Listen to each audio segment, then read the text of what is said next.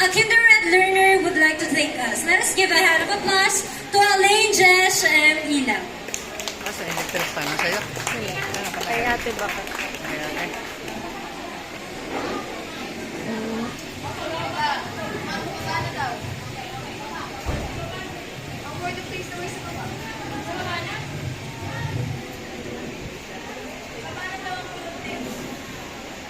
Ate electric fan, nasaan?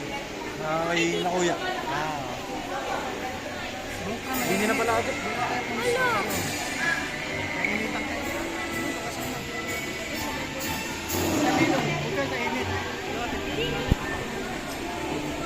Yung ka sa gitna.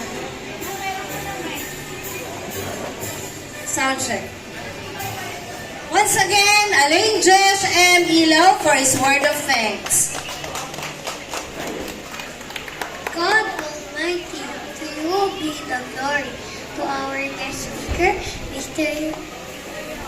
Aaron James Lector, to our director, Mrs. Lourdes Loriane, to our principal, Mrs. Marjorie J. Mrs. G. Lahara, to our teachers, parents, guardians, and friends.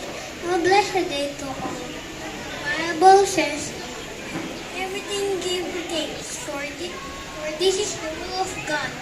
I am Alain, Jesh, and Ilaw. I stand before you for the kinder completers who are moving up today. Dear Yonder Neighbor School, thank you for the brighter colors of childhood. To my schoolmates, thank you for the joy of togetherness. To our teachers, thank you for the fruits of your hard work and understanding for all our childish ways. To our parents, thank you for the love and support in everything. We now give thanks because of each of you. We are now children with brighter colors of childhood. This is said in everything you do, put God first, and He will crown you your efforts with success. Success! That is we all hope for.